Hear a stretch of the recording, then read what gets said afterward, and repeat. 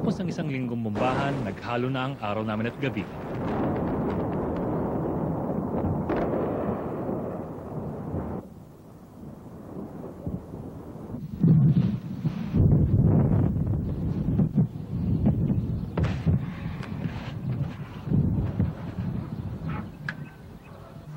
No. We establish a kind of procedure here at night. During whenever there is bombings, we turn off all the lights. Sa gitna ng mga airstrike, tatawag ang opisina para humingi ng live updates.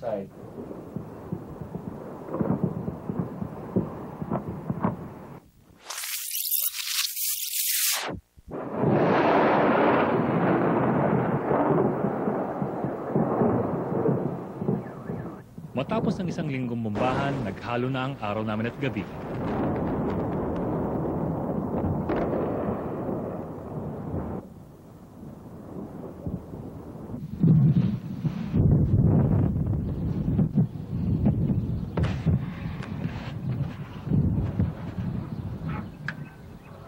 No. We establish a kind of procedure here at night. During whenever there is bombings, we turn off all the lights. Sa gitna ng mga airstrike, tatawag ang opisina para humingi ng live updates.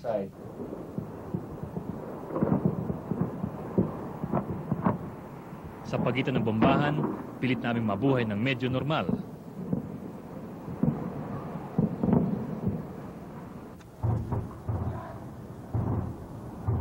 Kung hindi na makatiis, naiidlip na lang kami sa kabila ng mga sumasabog na bomba, suot ang mga flak jacket.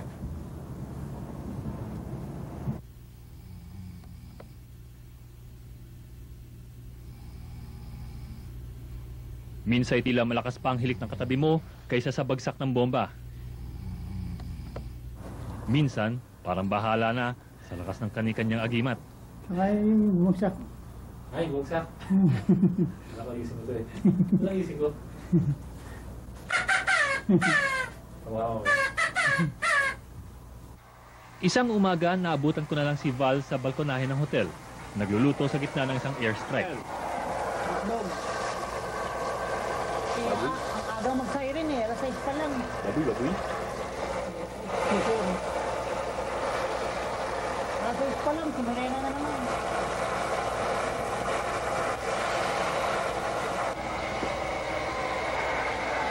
Bumbahan. Kita mo ba? Saan? Oo. Butok-butok mo naman. Bomba eh. Nagbobombahan pala eh. Ano nagawa mo? Ito. Rizal.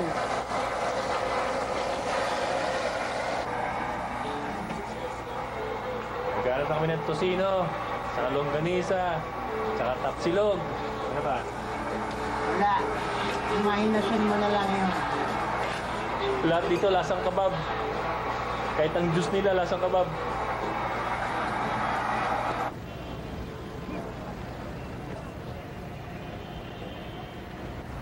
Nang magsimulang bumomba ang coalition kahit araw, talagang nabura na ang konsepto ng oras.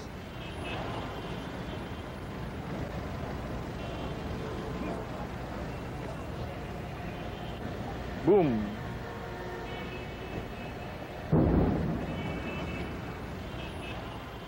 Nagbobombahan pa rin at nasa rooftop tayo. Anong masasabi mo?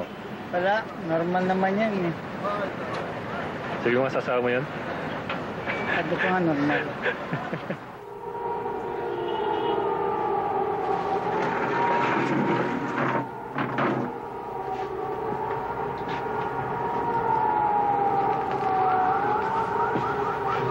Pagdating ng gabi, medyo hilo na kaming lahat. Diyan baliktad yung helmet mo? Diyan baliktad yung helmet mo? Kaya masakit ang helmet mo, baliktad eh. Ano ito mga ito? Parang G2 eh.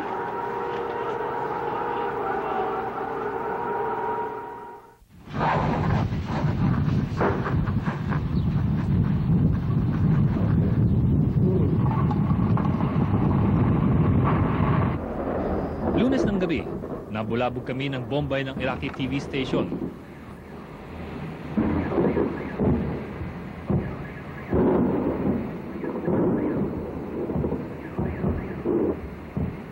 Man, you mean the modern TV tonight? No, MTV. They bomb it. Oh, MTV. I want my MTV.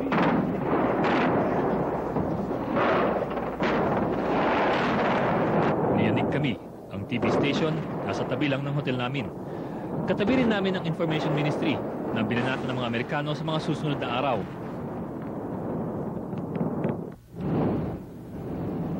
Lunes, kailangan si Val pumunta sa border ng Jordan para kumuha ng pera. Nakakapanindig balahibo ang kanyang paglalakbay. Sa highway, wala na siyang kasalubong kundi mga sasakyang binomba.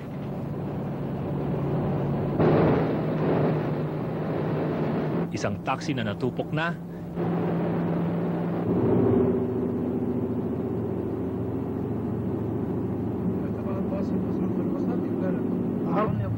Isang pampaserong bus na tila binomba rin. Ya Allah. At mga wasak na tulay.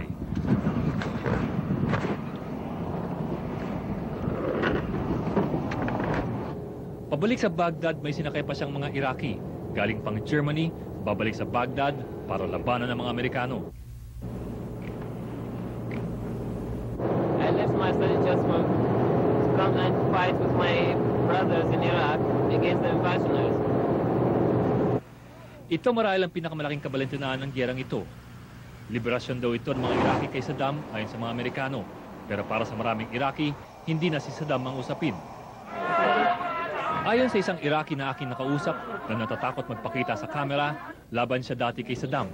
Pero ngayon, lalabanan niya ang mga Amerikano.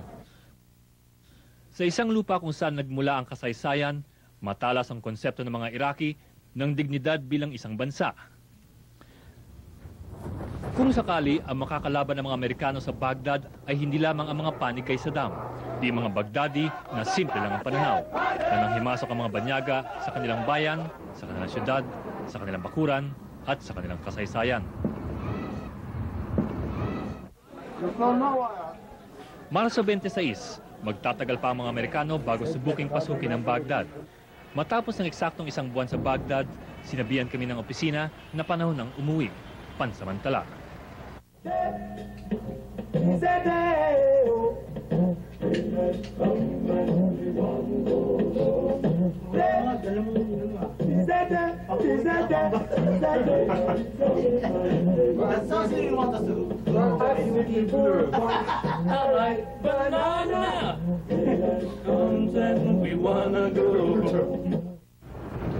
Malungkot at masaya ang aming pagpapaalam sa mga kapwa correspondents, maging puti, Arabo o Asyano. Again, what did you say? Bok. Bok. Bok. What is bok? Bok. Bok, friend. Bok friend. Friend, yes. Bok Bok. friend. Bok. Bok. Bok friend. Yes, bok. Bok. Okay. Bok friend. Can you say bok?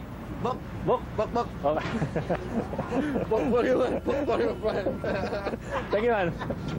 Iba sa amin nakita na minsan sa Afghanistan at ngayon sa Iraq. Maliit lamang ang mundo namin at minsan marahil magtatagpo kami muli. Kasama si cameraman Val Cuenca, ako yung correspondent, Ed Lingao.